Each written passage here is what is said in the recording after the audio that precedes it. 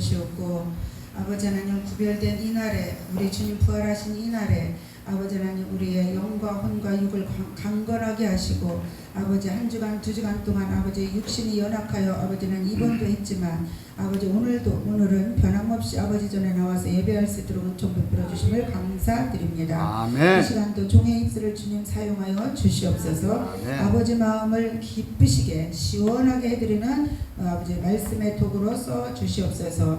종을 주님께 의탁하고 예수 그리스도 이름으로 기도 올리옵나이다. 아멘.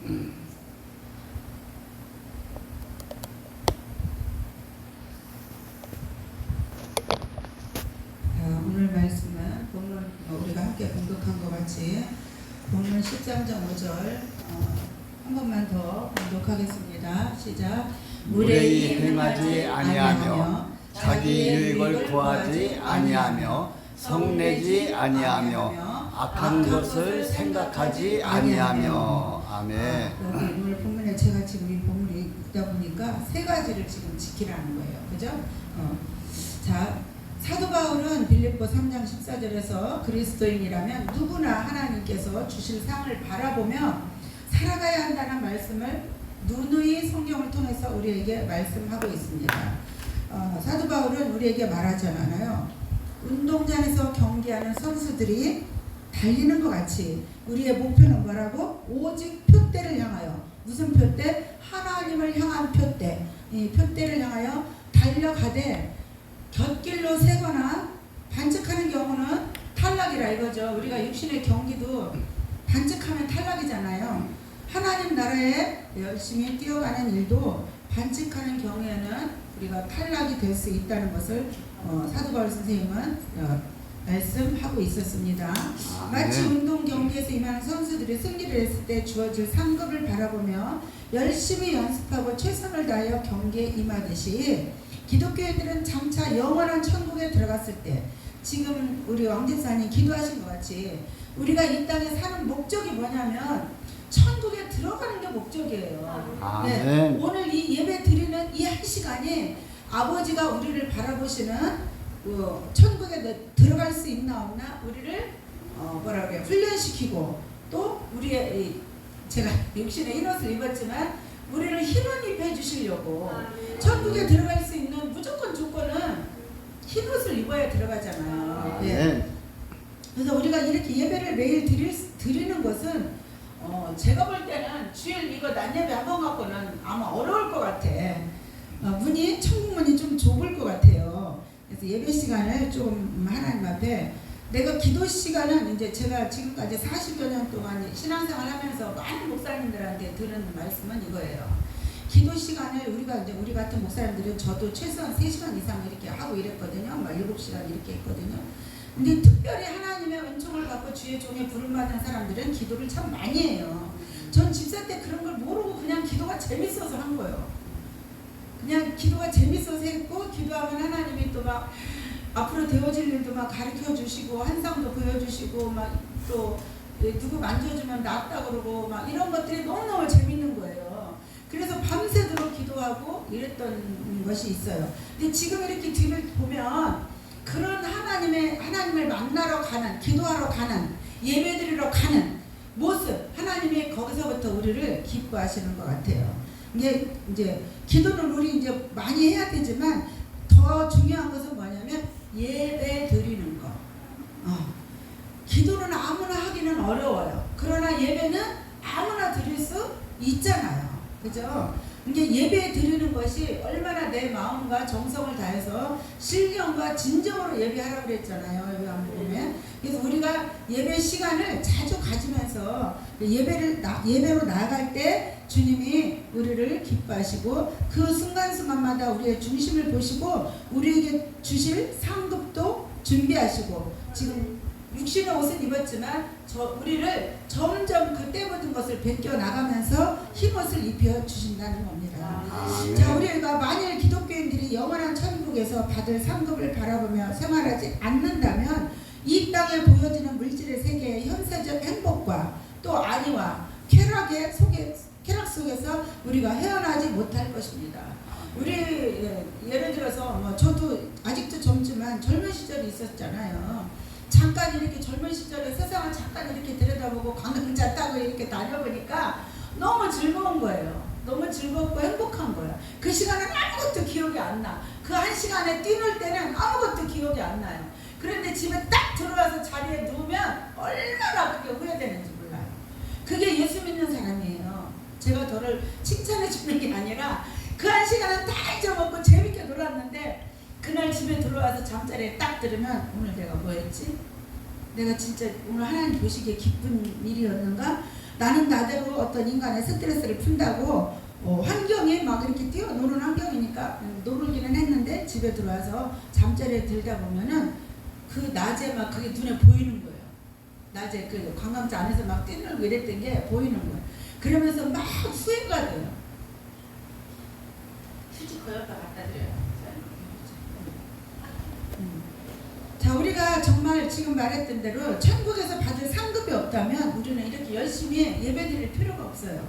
그러나 우리가 목적은 뭐예요? 표대, 하나님의 나라를 향하여 가기 위해서 우리는 날마다 표대를 바라보며 나아가는 생활을 해야 되는 것이 신앙 생활을 해야 되는 것이기 때문에 우리는 다른 세상 사람들과는 달리 어떤 안이나 쾌락이나 이런 속에서 우리가 살고 있지 않다는 거잖아요. 네. 제가 45년 신앙생활을 했지만 예수 믿는다는 게 제재를 엄청 많이 받아요. 이게 처음에는 교회를 다니면서 이거 하지 마라 저거 하지 마라 이러는데 너무 힘든 거야. 내가 그렇다고 세상에서 막 잘 놀아보고 이러지도 않았는데 결혼을 일찍 했기 때문에 세상을 맛을 맛도 못 봤어요. 근데 그런데도 뭐 가끔가다 막 예를 들어서 노래방 한 번이라도 갔다 오면 그게 그렇게 즐거운 거예요. 그리고 나서는 또 뭐해? 또 막 후회하는 거예요. 그 다음날 이제 주님을 만나는 기도를 하다 보면 그 막 노래방에서 뺑뺑이 돌아가는 게 환상으로 다 보여요. 그리고는 너 어제 거기서 참 잘 놀더라. 성령이 가르칠 때 입으로 말을 해요. 이 뺑뺑이 돌아가는 게 막 반짝반짝하는 게 보이면서 그게 아마 수요일이었나 봐요. 수요일이었나 봐. 근데 그때 제가 막 첫사랑의 은혜를 막 받을 때였어요. 성령 세례 받고 며칠 안 돼서 첫사랑의 은혜를 막 받아서 방언이 날마다 달라지고 막 이렇게 영적으로 업그레이드 되는 그런 시점이었었는데 어느 날 믿음 없는 사람이 놀러 와서 오늘만큼은 노래방 가서 좀 놀자고 그러는 거예요. 근데 저도 그거를 유혹을 뿌리치질 못하고 갔어요.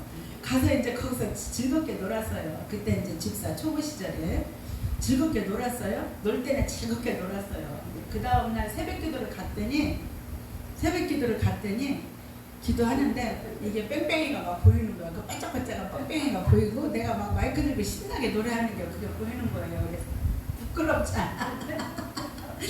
놀 때는 사람의 눈을만 보는 줄 알았는데 하나님이 그걸 쉽게 말하면 다 촬영을 해놓으신 거야. 오늘 지금 이렇게 녹화를 하듯이 하나님이 다 촬영을 해놓으신 거예요. 그리고는 제가 새벽기도 할 때 한참 기도를 하다 보니까 그게 보여지면서 제 입에서 뭐라고 너 어제 저녁에 잘 놀더라.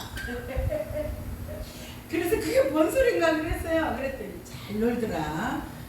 그래서 그랬더니 그 뺑뺑이가 딱 보이면서 그러는 어제 수요일이어서 내가 하나님이 네가 들어오기만 교회 오기만 예배당에 들어오기를 그렇게 기다리셨다는 거예요. 옛날에 제가 원종수 권사님 그 간증 테이프를 많이 들었거든요. 근데 그때 그 원종수 권사님도 그러잖아요. 새벽에 그 배고프고 그랬을 때 추워서 새벽기도를 가기 시작했대잖아. 그 어린 것이 추워서 갔대요. 처음에는.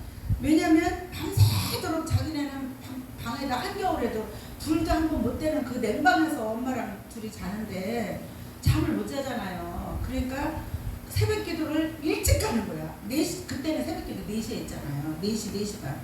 그러면 한 2시, 3시에 미리 간대요. 그럼 3시쯤에 목사님이 나오셔서 옛날에는 그 장작이었잖아요. 난로가. 목사님 나오셔서 1시간 전에 나오셔서 장작들을 피우신대요. 그러면 이제 목사님 나오실 때까지 기다리는 거야.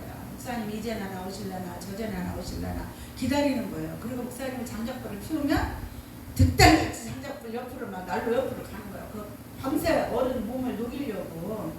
근데 이제 추워서 교회를 가기 시작했는데 나중에 하나님 뭐래요? 그분이 1년, 2년 이게 새벽기도를 이제 중학교 때부터 계속 이제 초등학교 때부터 중학교, 고등학교 엄마랑 살 동안 계속 새벽기도를 거의 하루도 안 빠졌대잖아요. 그 어머니가 대단해요.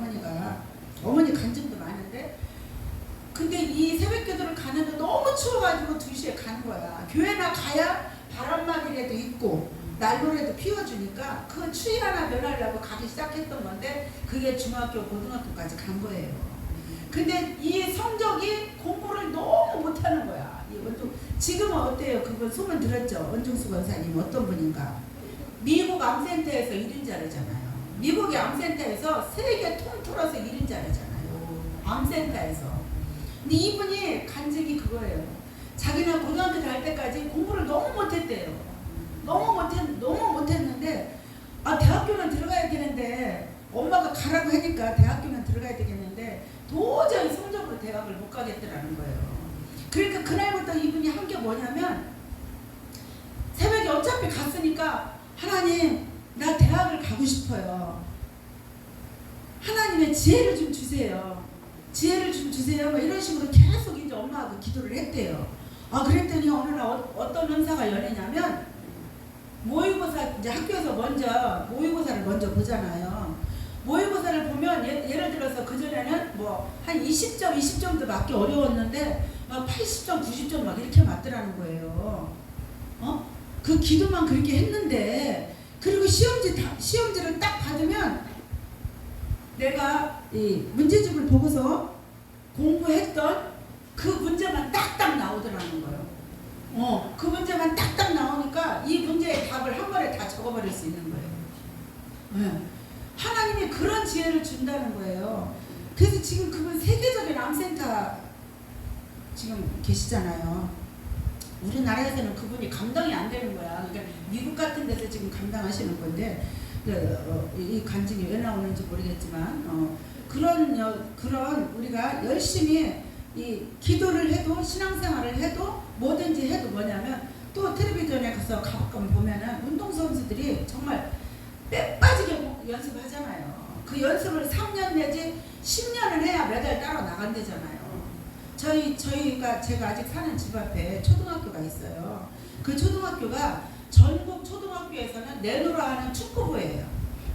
전국 축구부에 내노라 하는 축구부인데 운동을 하려고 저녁에 운동장을 거기는 이제 학교에서 정부에서 이제 뭐라 해야 되나 시범 학교로 해놨기 때문에 축구부 때문에 축구부가 나가기만 하면 1등을 하는 거예요. 그러니까 정부에서 이 학교를 축구부를 세워서 미래의 축구 선수를 키우려고 거기다 이제 인조잔디를 깔아서 애들 축구하기 좋게끔 만들어놨어요. 그래서 가끔가다 제가 저녁에 이제 좀 저기 하면은 운동하려고 운동장을 이렇게 몇 바퀴 돌아요. 그럼 해가 기를 때는 뭐 낮에도 그렇지만 그 어린 그 국민학교 5, 6학년 애들이 하면은 얼마나 하겠어요. 근데 이 애들을 그 코치가 막 그걸 뛰고 뭐 공을 차고 그 어린 것들한테 사정없이 차요 막 공을. 그럼 제가 엄마의 마음으로 바라볼 때는 애가 힘들 것 같아요. 거기다 대고 이건 맞아 말하지 말아야지. 하여튼 선생님이 무섭게 해요. 이것도 무섭게 해요. 막 XX 하면서 무섭게 막 해요. 와, 내가 엄마의 입장으로 내 자식이 저런 대우를 받는다면 차라리 안 시키고 말겠더라고. 그 정도로 무섭게 애들을 다루더라고요. 그러니까 오늘 이 사도 바울 선생님이 우리 모두에게 성경을 통해서 가르쳐주는 게 뭐였냐면 운동 선수들이 승리했을 때 그 상급을 바라보면서 운동을 하듯이 우리도 신앙생활을 열심히 할 때 하나님께서 우리에게 주실 상급을 준비하면서 우리에게 철저한 영적 생활을 해야 된다는 것을 사도 바울 선생님이 가르쳐준다는 거예요. 만약에 기독교인들이 영원한 천국에서 받을 상급을 바라보며 생활하지 않는다면 우리는 이 세상에서 이렇게 살 필요가 없어요. 그냥 아까 제가 말한 대로 그냥 육체가 움직이는 대로 즐거운 대로 행복하게 그냥 니나노하고 살아도 돼요. 그러나 우리는 뭐가 달라요? 우리는 하늘에서 왔기 때문에 다시 하늘로 올라가야 되기 때문에 아버지가 보내주신 원초적인 그 깨끗함으로 아버지 나라에 가야 되니까 우리가 이 땅에서 해야 되는 일은 뭐냐면 거룩의 생활을 연습하는 거예요. 거룩에. 저는 항상 강조하는 게 거룩이에요. 성결, 거룩. 어디서 설교해도 저는 거룩과 성결을 좀 강조하는 그런 스타일이에요. 따라서 우리 기독교인은 이 세상에 사는 날 동안에 어떻게 생활해야 천국에 들어가서 상급을 받을 수 있는 것인가를 생각할 수 있어야 한다는 거예요. 그러니까 저와 여러분이 지금 이 자리에서 우리가 할 수 있는 것은 뭐냐면 작은 일, 아주 작은 일. 그게 뭐냐? 예배드리러 나오는 거예요. 못 나오면 초대를 하세요. 오늘 오후에 예배 드리러 가도 될까요? 제가 지금 있으면서 그게 감동이 와요. 오후에 남편 계신데 오후에 한번 목사님과 함께 신방을 좀 가드리면 좋겠다. 이게 지금 앉아 있으면서 계속 그게 감동이 오더라고요. 이게 뭐냐면 우리가 교회이기 때문에 우리 몸 자체가 교회이기 때문에 이런 예배당이 굳이 이 예배당은 왜 필요하냐면 어떤 공동체에서 이렇게 예배를 드려야 되니까는 이게 건물 예배당이 필요한 거지. 우리 하나하나가 교회이기 때문에 우리가 두셋이라도 모이고서는 뭐라 그랬어요? 하나님이 함께 하신다고 그랬어요. 이게 장소를 불문하고 우리가 2명만 이상, 아니 혼자 있을 때도 우리가 기도할 때는 성령께서 우리를 기도를 시켜주신다는 거예요. 그렇다면 과연 영원한 천국에서 큰 상급을 받게 되는 우리 성도들은 어떤 분들이 있을까요? 수많은 성도들을 섬기는 목사님일까? 아니면 전 세계를 다니면서 기적을 일으키는 그 유명한 부흥사 그런 분들일까? 예수님을 위해서 큰 사업을 한 사역자들이 큰 상급을 받을까? 우리는 대략 저부터도 그랬어요. 야, 10,000명, 몇천 명 이렇게 하는 저 목사님은 분명 천국에 갈 거고 큰 상급이 있을 거야. 그런데 이렇게 유튜브 같은 거 떠드는 거 보면 그분들이 입신을 해서 천국을 갔다 오면 그분이 안 계시다는 말을 많이 해요. 그래서 저는 이렇게 여러 사람을 목회는 해보지 못했어요. 기도를 했기 때문에. 그런데 그냥 저는 오직 마음의 어떤 사명감은 내게 붙는 사람, 하나님이 내게 붙여주는 사람, 단 한 사람만이라도 잘 천국으로 인도해주자. 100% 들어갈 수 있게 인도해주자. 나에게 10명, 20명, 30명을 주셔서 감당을 못할 바에는 단 한 명의 영혼이라도 그분을 잘 양육해서 아버지 나라에 넉넉히 들어가면 몇천 명에서 100명 들어가면 탈락. 그러나 나는 작은 종이니까 나에게 한 명을 붙여줬는데 그 한 명이 들어간다면 난 뭐야? 100%. 아버지가 기뻐하신다는 거예요. 나에게 받을 아버지가 나에게 받을 영광이시라는 거예요. 자, 우리가 지금 말했듯이 이렇게 큰 일들, 부흥사들 막 기적과 이적과 능력을 일으키고 막 이렇게 해야 하는 사람만이 우리가 천국에 들어갈 수 있을까? 그걸 한번 우리가 이번에 좀 이렇게 좀 생각 좀 해봤으면 좋겠어요. 자, 그리고 먼저 결론적으로 말씀드리자면 하나님께서는 겉으로 보기에 크고 화려하고 양적으로 큰 많은 사업을 해야만 큰 상급을 주신다고 말씀하지 않는다는 거예요. 제가 읽어봐도 신약에 예수님이 말씀하신 부분에서 계속 보면은 예수님은 뭐라 그래요? 작은 소자에게 물 한 것이라도 떠다 주고 대접하는 게 하나님이 기뻐하신다는 거예요. 하늘의 상급을 기록하신다는 거예요. 그런데 우리 모두는 착각하는 게 뭐냐면 내가 헌금을 많이 해야 100만 원, 1억, 100억 막 이렇게 해야 하나님이 기뻐하실 거야. 아니라는 거예요. 수많은 간증을 들어봐도 제가 잘 아는 그 간사님도 우리나라에서 상위 1% 사는 사람이었거든요. 근데 그분이 정말 하나님의 은혜로 조금 망했어요. 보증한만 잘못 써줘가지고. 근데 그분이 그렇게 많은 영적 사업을 한 거예요. 아프리카에 막 물을 몇 개씩 가지고 1년이면 막 몇천만 원씩 보내주고 어마어마하게 주의를 많이 했더라고요. 근데 그분이 사업이 폭삭 망한 다음에 하나님을 진정으로 만난 거예요.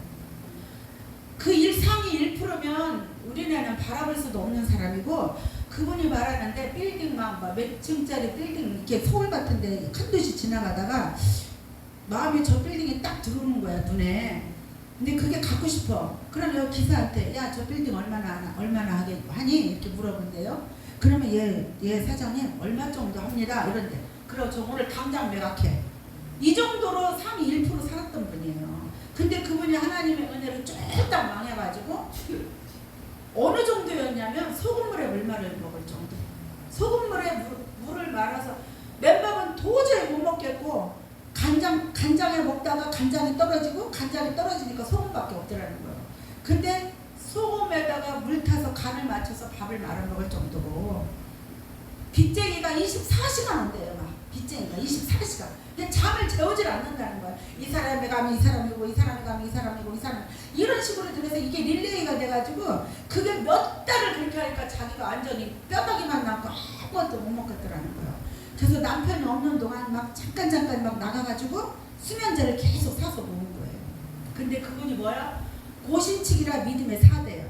고신칙은 우리나라 아무도 못 말리잖아요. 신앙 좋기로는. 근데 얼마나 고통스러웠냐면 그렇게 몇 달을 견디고 나니까 이 땅에 살 소망이 없더라는 거예요. 그래서 남편 몰래 수면제 모으고 해서 어느 날 남편 없을 때 그걸 한 주먹 모아줬길래 그걸 다 털어먹었대요. 그런데 죽지도 않고 사경을 헤매고 있는데 마침 신랑이 또 들어온 거야.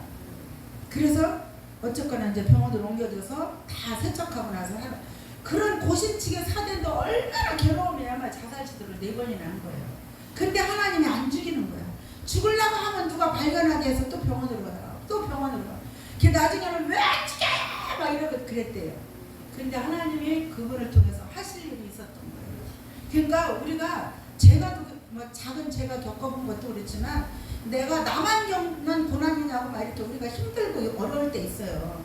그런데 하나님은 그렇게 상위 1%로 살던 사람까지도 완전히 바닥을 기면서 진짜 소금물도 없을 정도로 바닥을 오죽하면은 그 이웃집에 선교사님의 애기 분유가 먹는데 그 분유 한 숟갈만 먹으면 살겠더라는 거예요. 얼마나 그게 입맛이 소금물이 쩔어들었으면 그 정도로 표현할 정도면 얼마나 힘들었겠냐고요. 자, 그런 경우도 있다는 거예요. 근데 이분은 끝내는 하나님 은혜로 그 100억이라는 돈을 3년 반 만에 다 갚았어요. 그리고 지금은 그냥 수입의 11조를 내가 갖고 수입의 11조를 아니 10의 9조를 해요. 10의 9조를 하는데도 그 11조 갖고 어떻게 사냐면 상위 1%로 살아요. 외제차 끌고 처음에는 또 60평짜리 살다 그것도 하나님께 너무 죄송하더라는 거야. 처음에는 막 대문을 나가려면 엄청 길은 그런 집에서 살던 사람이거든요. 근데 하여튼 처음에 결혼해서 100평짜리 살았대요. 근데 100평짜리에서 쫄딱 망해서 쫓겨나고 다시 이렇게 일어나면서 60평짜리 이제 들어갔대요. 자기 딴에는 100평짜리 살다가 60평짜리 살으니까 하나님이 그래도 나를 겸손하게 봐주시겠지? 근데 어느 날 기도하니까 너 교만하다 이러시더라는 거예요. 그러면서 다시 30평으로 줄였다고 그러더라고요. 우리는 하나님 앞에 갈 때는 이 땅의 것들이 다 필요 없다는 거예요. 이분은 철저하게 그걸 깨달은 게 그거예요. 내가 많은 것을 누린다고 할지라도 하나님이 기뻐하지 아니하면 모든 것이 다 저도 언젠가 뭔가 이런 거 저런 거를 했는데 하나님이 나 그거 하나도 안 받았다 이러시더라고요. 나는 막 억울해서 살겠다고 너무너무 많은 걸 해놨는데 하나님이 나는 한 번도 받은 적 없다 이러시는데 우리가 그렇게 지금 제가 드리고 싶은 말씀은 우리가 지금 예를 들어서 교회 지금 우리 같은 이 세대 교회 같은 경우도 예를 들어서 어떤 돈 많은 사람이 와서 몇 천만 원 몇 억이라도 해주면 건물 하나 번듯한 거 사서 예배를 드릴 수 있으면 그보다 목사 입장에서 좋은 거 어디 있겠어요. 근데 하나님은 그렇지 않다는 거예요. 우리의 생각과 하나님의 생각은 그런 것부터가 차이가 있다는 거예요. 그래서 어떤 큰 것을 하나님 바라지 않고 내 옆에 있는 아주 작은 거를 하나님은 기뻐하신다는 거예요. 아까 말씀드린 대로 예수님 말씀대로 소자에게 물 한 그릇 물 떠다주는 거 어렵지 않잖아요. 그 소자에게 물 한 그릇 떠주는 거 이걸 하나님은 기억하신다는 거예요. 자, 이런 이야기가 있어서 한번 들어볼게요. 어느 날 테레사 이게 수녀님이 많이 들었잖아요. 이 테레사 수녀님에 대해서 그래도 이제 우리가 기독교지만 이렇게 많이 들었잖아요. 근데 그분이 어느 날 수녀원에서 있던 일을 기록합니다. 어느 겨울이었습니다. 수녀원에서 겨울에 빨래를 하는 것은 무척 힘든 일이겠죠. 그 테레사 수녀가 돌아가신 지는 올해는 안 됐겠지만 제가 생각할 때는 이걸 보면서 말씀을 보면서 고무장갑이 없었겠구나. 지금만 같으면 손에 면장갑 끼고 고무장갑 끼고 빨래하면 그래도 할만해요. 근데 이 시대에 맨손으로 이 겨울에 빨래를 한다니 얼마나 어려웠겠나. 그래서 손을 꽁꽁 얼고 옷을 막 젖기 시작하고 있는데 테레사 수녀가 빨래를 하고 있는데 옆에 있는 수녀님이 빨래를 한다고 이렇게 퐁당퐁당 하는 게 이게 물이 자꾸 이 수녀님한테 튀는 거예요. 옆에 있는 수녀님이.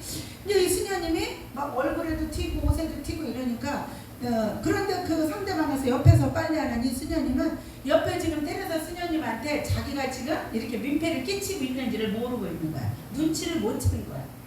근데 이 수녀님은 잠깐 고민에 빠집니다. 참 성인은 성인이에요. 막 이렇게 튀는데 이 수녀님은 조심성 없이 말을 막 이렇게 하다 보니까 나한테 엄청난 피해를 주고 있어요. 그래서 이 생각을 합니다. 어떡할까? 지금 나한테 이걸 튄다고 내가 말을 할까? 아니면 좀 화를 낼까? 좀 조용히 할 수 없냐고, 좀 얌전하게 할 수 없냐고 말을 해봤어요. 그렇게 해볼까? 막 여러 가지 이렇게 생각을 해요. 아니면 나도 똑같이 한번 막 일부러 한번 이렇게 튀겨볼까? 뭐 이런 생각을 이제 하고 있습니다. 아니면 내가 차라리 막 찡그리 수녀님 이러면서 찡그린 모습으로 한번 해볼까? 막 여러 가지로 이렇게 생각을 하고 고민을 합니다. 그런데 수녀님의 결론은 이거야. 아니야. 내가 그렇게 하면 수녀님은, 저 옆에 있는 수녀님은 무한하겠지? 이게 나보다 내가 좀 힘들고 어려워도 상대를 먼저 배려하는 마음을 갖는 거예요.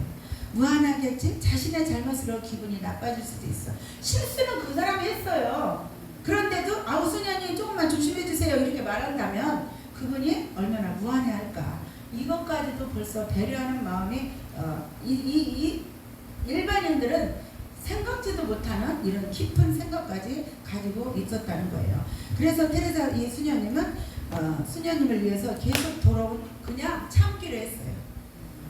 내가 이런 말 하면 저분이 미안하겠지. 이걸 참기로 했어요. 그리고서 그냥 빨래하는 그 꾸정물에 뭐야 그냥 그 추운 겨울에 얼굴이고 몸이고 다 튀든지 말든지 참기로 했어요. 테레사 수녀가 저도 이제 많이는 못 들었지만 매스컴에서 그 전에 보면은 그 인도에서 사역을 한 것 같은데 그 어려운 사람들하고 사역하면서 정말 같이 고생을 많이 했다고 이 소리를 들었어요. 근데 이 테레사 수녀가 이 작은 이거 하나까지 참는 것이 하나님께 가는 아주 작은 길이라는 거예요. 아까 서두에 말한 것 마냥 크게 부흥사가 사람을 살리고 죽이고 막 돈을 몇 억씩 헌금하고 이것이 하나님께 기뻐하는 길이 아니라 이 작은 거, 나 하나 잠깐만 참아주는 거, 나 하나만 잠깐만 참아주면 저 수녀님에게 민폐가 안 되고 미안해 하지 않겠지. 이것이 자기의 할 수 있는 지금 최상으로 할 수 있는 첫째 하나님께 드릴 수 있는 화를 내지 않을 수 있는 방법, 다시 말하면 성내지 아니할 수 있는 길이었다는 거예요. 아주 작은 일이었죠. 테레사 수녀는 그래서 누구나 실천할 수 있는 이 작은 일을 생각했습니다. 자, 학생이라면 놀고 싶은 마음을 꾹 참고 공부하는 것이 이게 작은 일이라는 거예요. 또 엄마라면 남편과 아이들을 위해서 화목한 가정을 만들기 위해 노력하는 것이 작은 길이라는 겁니다. 전 이제 감사하게도 제가 좀 말씀드렸지만 아이들 어렸을 때 가정 예배를 하루도 안 빠지고 드렸어요. 8시만 되면. 근데 지금 생각해보니까 그것이 하나님 앞에는 나는 아무것도 아닌 작은 일이고 지금까지 이렇게 설교도 할지 모르지만 그 서점에 가면 가정 예배서라고 책자가 있어요. 그 날짜대로 맨날 그것만 하는 거야. 찬송이고 그리고 설교를 못하니까 거기 있는 걸 다 읽어주는 거야. 그리고 끝내고 주기도만 하고 아이들 4명을 차례로 하나씩 안아주고 축복기도 해주고 끝나면 마무리 기도 딱 주기도만 끝나면 또 가서 핫케이크 부침개 이런 거 해서 콜라랑 딱 갖다 주는 거야. 근데 애들이 그거 기다리는 거야. 그거 기다리면서도 예배는 참여를 잘했어요. 전 지금도 자랑스러운 건 저의 사남매가 신앙생활을 참 잘하고 있다는 거예요. 자, 우리가 마음먹은 대로 움직이지 않아 게을러질 때도 있고 누군가를 미워하지 않기로 했지만 어느새 미움이 가득 찰 때도 있어요. 저도 그래요. 저는 좀 아파요. 근데 그게 왜 왔느냐? 미워하다 생긴 거예요. 미워하다. 하나님은 가르쳐준 거예요. 용서해줘라. 그게 네가 살 길이다. 그래서 이제 그 미워하지 않으려고 지금까지도 저는 저 자신하고 싸워요.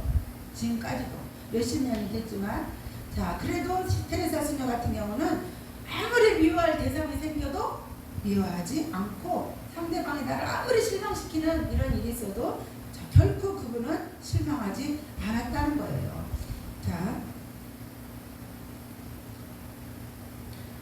자, 고린도전서 13장 1절에 3절 말씀을 함께 한번 봉독하겠습니다. 시작.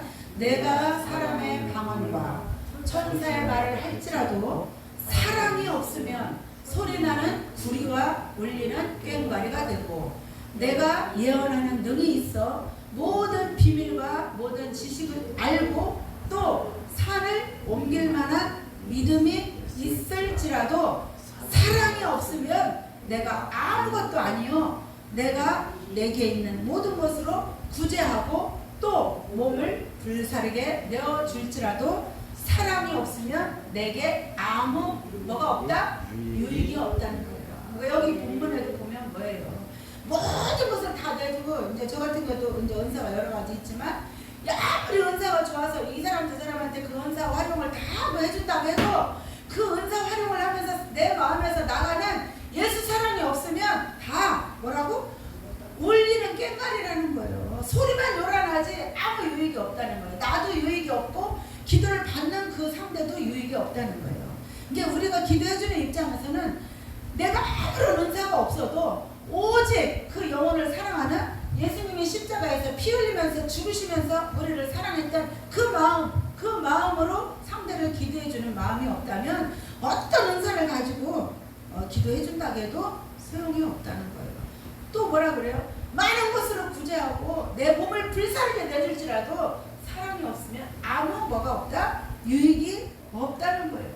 그래서 예수님은 제가 느끼기에는 당신은 우리에게 정말 모범이 되시게 하여 우리를 십자가에서 내줬어요. 근데 내줬는데 유익이 있어요, 없어요? 인류에게 유익을 줬어요. 나만 유익 준 게 아니라 예수 믿는 모든 인류에게 유익을 준 거예요. 이게 예수님 같이 그냥 사랑으로 죽어도 사랑으로. 근데 우리는 죽으면 왜 죽인다고 원수라고 난리가 날 테죠. 자, 여기서 사랑이 없으면 또 아무 유익이 없다는 것은 무슨 뜻일까요? 남에게 구제를 했으면 사랑인 것 같고 또 불사르는데 몸을 내주었다면 바로 사랑인 것 같은데, 그 어려운 사람을 내가 내 몸을 던져서 이렇게 도와주기 이렇게 했다면 그게 다 사랑인 것 같고, 어려운 사람을 위해서 도와줬다면, 이 구제를 했다면, 나누어줬다면 이게 바로 사랑인 것 같은데, 아무리 물품을 100억을 넣지 아무리 최상급 옷을 갖다 입혀놔도 내가 사랑이 없으면 아무 유익이 없다는 거예요. 여기에서 유익이 없다는 말씀은 이 세상에 살고 있는 모든 성도들에게 기도를 해도 응답이 없다거나 물질 축복을 받지 못한다는 뜻이 아니라 하나님 나라에 들어갔을 때 받을 상급이 없다는 거예요. 다시 말해서 주님을 위해서 봉사를 많이 할지라도 오직 예수 사랑이 없으면 하늘나라에서는 상급이 없다는 거예요. 제가 이걸 모를 때는 교회에 굉장히 충성했어요. 정말 충성 많이 했어요. 물질로도 몸으로도. 근데 오늘 하나님이 그러시는 거예요. 나도 막 똑바라뜨려서 저 밑에다 갖다 이렇게 진짜 말 그대로 얼굴도 못 들을 정도로 갖다 막 나를 깔아 뭉개시고는, 그리고 기도를 하면은 나는 너한테 그거를 바란 적도 없고 너한테 요구한 적도 없고 네 의에 충만해서 네가 한 거지 나는 받은 적이 없다. 그래서 아무것도 나는 기억이 없다 이러시는 거예요. 얼마나 실망했겠어요. 제가 얼마나 그때 당시는 정말 하나님 죄송해요. 한 번만 할게요. 예수 믿기 싫었어요. 정말 예수 믿기 싫었어요. 어떻게 그 많은 봉사와 어떤 그 충성심을 하나님이 기억이 없대. 당신 기억에. 그래서 정말 아마 몇 달은 제가 마음으로 무지무지 힘들었던 것 같아요. 자, 우리가 아무리 많은 것을 해도 사랑이 없으면 아무 상급이 없다는 겁니다. 오늘날 대부분의 사람들은 사랑에 대하여 좁은 의미로만 알고 있어요. 예를 들면 거리를 돌아다니는 노숙자, 불쌍한 거지들을 만날 때 우리 주머니에서 돈 몇 푼만 꺼내주면 또 고아원이나 양로원이나 불쌍한 이 육체가 좀 어려운 사람들, 이런 사람들 조금 도와주면 그게 사랑인 줄 아는데 그게 다는 아니라는 거예요. 그렇게 할지라도 우리 마음속에 뭐가 항상 준비돼야 돼요? 사랑이 준비돼야 돼요. 자, 이런 것도 물론 나눠주는 것도 물론 사랑의 마음이 있으니까 나오기는 하지만 그것은 좁은 의미의 사랑에 불과하다는 사실입니다. 자, 오늘은 성경은 넓은 의미의 사랑을 가르쳐주고 있습니다. 고린도전서 13장 나온 의미의 사랑이 무엇일까요? 사랑이 무엇일까요? 자, 시작. 같이 있습니다. 사랑은 오래 참고라고 했습니다. 오래 참는 것을 사랑이라고 말씀합니다. 이 오래 참는 거 집사님도 힘드시죠? 제가 볼 때 지금이 가장 힘든 것 같아. 본인도 힘들고 옆에 계신 분도 뭐 내 마음으로는 힘들게 하고, 근데 이 사랑은 참는 거라는 거예요. 어? 내가 그 사람을 사랑하지 않으면, 저도 인생 이만큼 살아보니까 내가 그 사람을 사랑하지 않으면 안 참아져요. 안 참아져요. 그냥 내가 너 버리면 그만이다라는 생각만 올라와요. 그러나 내가 마음이 아프고 기다릴 수 있는 것은 그 사람을 사랑하기 때문에 그러는 거예요. 그래서 사랑은 참 힘든 게 뭐냐면, 좋은 일로 진짜 사랑은 얼마나 좋아. 근데 기다려주는, 아프면서 기다려주는 이 사랑이 오래 참는 게 엄청 힘들어요. 제가 저번에도 말씀드렸잖아요. 참는 게 너무 힘들어서 저에게 인내의 은사를 달라고, 이걸 인내할 수 있는, 이 시간을 인내할 수 있는 인내의 은사를 좀 달라고 그런 기도를 오래 했다고 그랬잖아요. 자, 또 온유한 것도 사랑이라고 했습니다. 사랑은 뭐라고요? 한 번만 더 합시다. 시작. 사랑은 뭐? 오래 참고, 또 오래 참는 게 사랑이고, 사랑은 온유한 거라는 거예요. 자, 온유한 것도 사랑이라고 말합니다. 온유는 뭐예요? 우리가 국어사전에는 보면은 사랑은, 온유는 뭐예요? 모든 것을 인내하고 참아주고 포용하고 배려해주고 이해해주고 이런 것이 온유라고 그래요. 그러나 성경적인 온유, 예수님께서 팔복 산상부흥에서 팔복 말씀을 전하실 때 거기에 나오는 온유는 우리 한국의 국어사전과는 완전히 틀려요. 자, 완전히 틀린데 어떻게 틀린 줄 알아요? 그 예수님이 말씀하신 온유는 완전히 훈련된 자, 이걸 말하는 거예요. 그러니까 저도 이제 그분의 간증에서 들었는데, 저는 여자니까 잘 모르지만, 야생마를 잡으면, 저 서구 같은 데서 옛날 서구 영화에 나오면 그 야생마 있잖아요. 야생마를 잡으면 사람이 타고 그 끈을 코에다 매기까지는 야생마 훈련하는 게 있대요. 근데 이 야생마를 어떻게 훈련하냐면, 야생마를 훈련하기 전에는 죽어도 말 오히려 못한대요. 근데 그 야생마를 훈련을 시켜야 탈 수 있대요. 그래야 사람의 말을 잘 듣는데요. 근데 이 야생마를 훈련시키려면 높은 산으로 이렇게 이 말을 막 몰아간대요. 몰아가서 조그만 이 계곡 같은 데 있잖아요. 이런 좁은데 넓은 거 말고 좁은데, 이 말이 한마디로 지 마음대로 못 움직일 수 있는 좁은 이런 계곡 같은 데를 거기로 말을 몰아 올라간대요. 그럼 이 말이 저 위에서부터 내려오면서 이게 막 거기서 어쨌거나 밀어 넣었으니까 이 말은 어떻게든지 살라고 발버둥 칠 거 아니에요.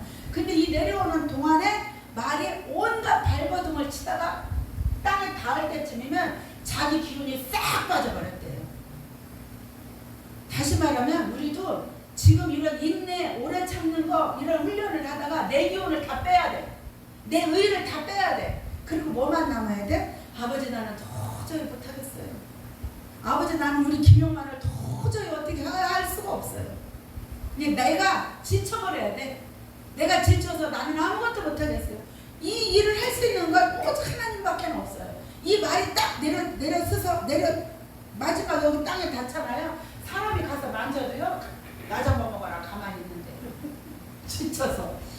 그러면 그때 이제 이거 막 줄 매고 뭐 이제 이거 그런 거 그렇게 한대요. 그러면 그때 딱 그걸 잡아서 끌어내서 거기다 안장을 채우고 사람이 올라타도 그때부터는 사람에게 딱 순종을 하게 돼 있대요.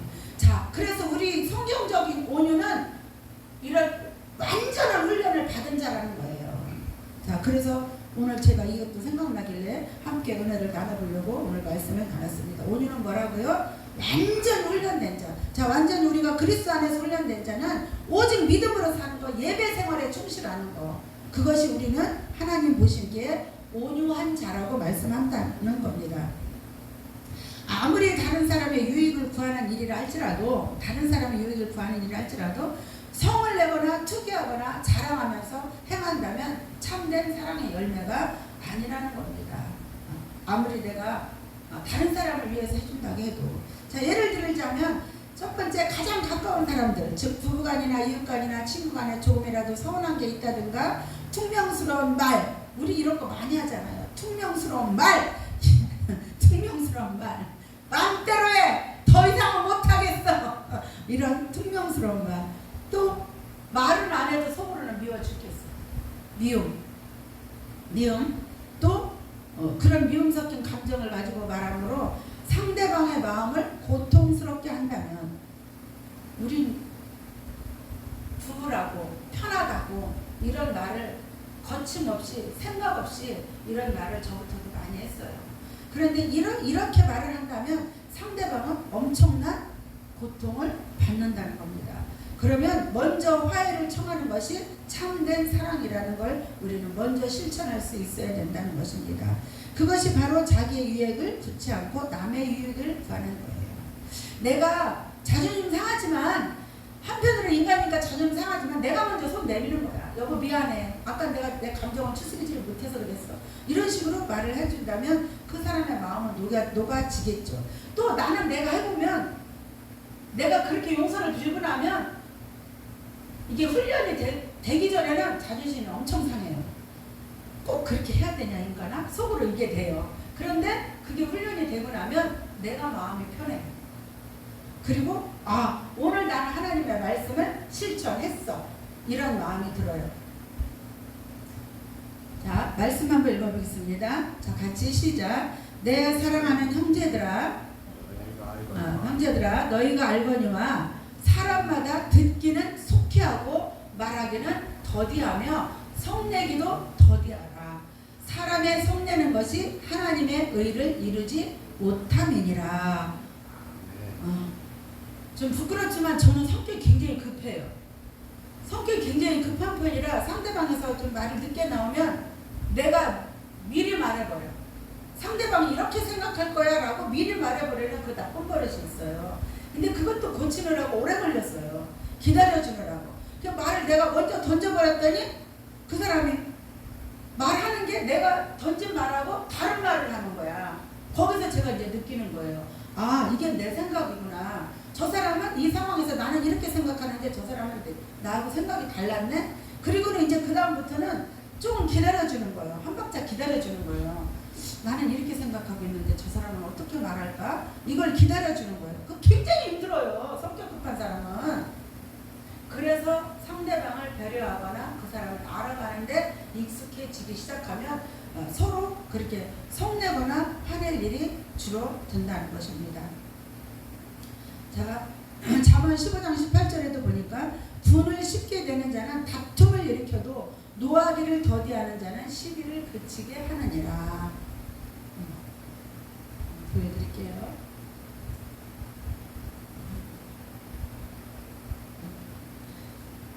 분을, 저 같은 경우는 또 성격이 급하다 보니까 화를 빨리 내요. 그랬더니 뭔 일이 많이 벌어지냐면 다툼이 많이 일어나요. 나는 그러려고 아닌 건데 내가 얘기 한마디 했더니 이게 어떻게 돼? 막 와전이 돼버려. 그래서 어떻게 돼? 다툼이 일어나요. 그러니까 이제 그 다음부터는 여러 번 그런 일을 겪고 나니까 기다려야 되겠구나 이런 생각이 들고, 우리들의 생활 속에 살펴보면 성을 내는 것은 성을 내는 죄악을 보면 남을 원망하는 모습들. 우리 사람들이 화를 내는 이유는 그거예요.